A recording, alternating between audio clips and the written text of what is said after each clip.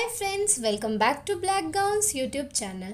आज के इस वीडियो में हम डिस्कस करेंगे provisions of bail under CrPC in case of bailable offence. तो चलिए आज का ये वीडियो शुरू करते हैं।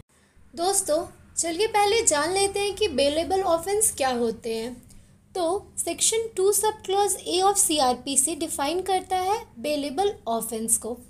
सेक्शन 2 सब क्लॉज ए बताता है कि जो भी ऑफेंस फर्स्ट शेड्यूल में मेंशन किए गए हैं सीआरपीसी के, वो बेलेबल ऑफेंस है। अब सीआरपीसी का फर्स्ट शेड्यूल 2 पार्ट्स में डिवाइडेड है। पहला पार्ट बात करता है वैसे ऑफेंसेस की जो कि आईपीसी में मेंशन किए गए हैं। सेकेंड पार्ट उन ऑफेंसेस की बात करता है जो कि आईपीसी में ना मेंशन करके दूसरे लॉज में मेंशन किए गए हैं। सो इन शॉर्ट, बेलेबल ऑफेंस वैसे ऑफेंस है जहां अक्यूज पर्सन को बेल ग्रांट किया जाता है, और इस टाइप के ऑफेंसेस की जो सज़ा है वो जनरली 3 साल से कम होती है। और बेलेबल ऑफेंस के कंडीशन में बेल मिलने के जो चांसेस होते हैं वो बहुत ज़्यादा होते हैं। बेलेबल ऑफेंस के कुछ एग्जांपल्स देखते हैं, जैसे कि सिंपल हर्ट, नेग्लिजेंट एक्ट या फिर पब्लिक न्यूसेंस। तो चलिए अब आगे बढ़ते हैं और देखते हैं कि बेल क्या होता है। तो बेल एक ऐसा इंस्ट्रूमेंट है जो कि यूज़ किया जाता है इंश्योर करने के लिए presence of accused whenever required by the court.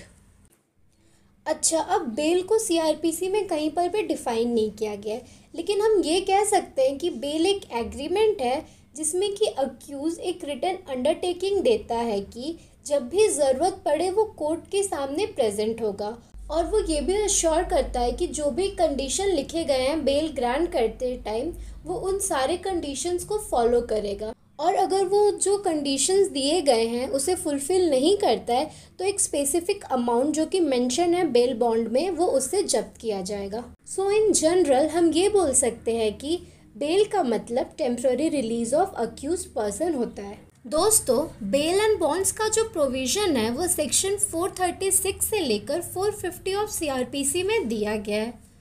आज के इस वीडियो में हम सेक्शन 436 और 436 ए को डिस्कस करेंगे। चलिए अब नेक्स्ट हम ये डिस्कस करते हैं कि ऑब्जेक्ट क्या है बिहाइंड ग्रांटिंग बेल। तो पहले ये जानते हैं कि एक पर्सन बेल के लिए अप्लाई कब कर सकता है। तो एक अक्यूज पर्सन बेल के लिए तब अप्लाई कर सकता है जब उसके अगेंस्ट जो क्रिमिनल प्रोसीडिंग चल रहा है वो पेंडिंग है बिफोर द कोर्ट, यानी जब ट्रायल पेंडिंग है तब वो पर्सन बेल के लिए अप्लाई कर सकता है। अब उसे बेल इसीलिए ग्रांट किया जाता है क्योंकि जब तक फाइनल जजमेंट ना आ जाए तब तक ये बताना बहुत मुश्किल है कि वो पर्सन जो है वो इनोसेंट है या फिर कल्प्रेट है, तो उसके ह्यूमन राइट्स का वायलेशन ना हो, इसीलिए अक्यूज पर्सन को बेल ग्रांट किया जाता है। चलिए फ्रेंड्स अब आगे बढ़ते हैं और डिस्कस करते हैं कि whether release on bail is mandatory. तो बेलेबल ऑफेंस के कंडीशन में ये मैंडेटरी होता है कि अरेस्टेड पर्सन को बेल ग्रांट किया जाए, बिकॉज बेलेबल ऑफेंस में अरेस्टेड पर्सन का ये राइट होता है कि उसे बेल पर रिलीज़ किया जाए। चलिए अब सेक्शन 436 ऑफ सीआरपीसी को डिस्कस करते हैं।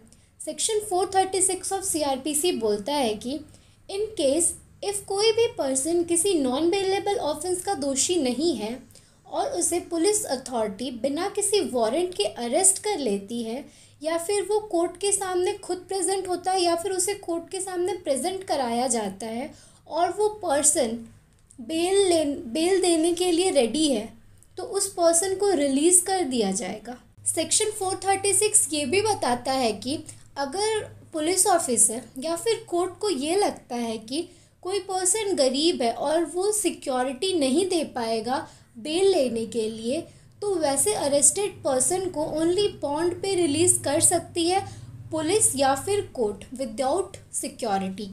अच्छा, अब किस बेसिस पे पुलिस या फिर कोर्ट को ये पता चलेगा कि जो पर्सन है वो गरीब है?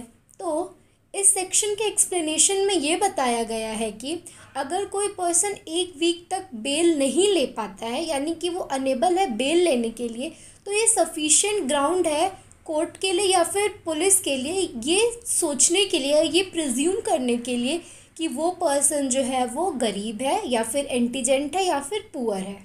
अच्छा, अब इसी सेक्शन में आगे ये भी एक्सप्लेन किया गया है कि अगर कोई पर्सन बेल बॉन्ड के कंडीशंस को फुलफ़िल नहीं करता है regarding time and place of attendance, तो जो कोर्ट है वो चाहे तो रिफ्यूज़ भी कर सकता है उस पर्सन को बेल पे रिलीज़ करने के लिए subsequent occasions in the same case. यानी सेम केस में अगर वो आगे चल के बेल मांगता है तो कोर्ट उसे मना भी कर सकता है बेल देने से। आइए अब सेक्शन 436A को डिस्कस करते हैं।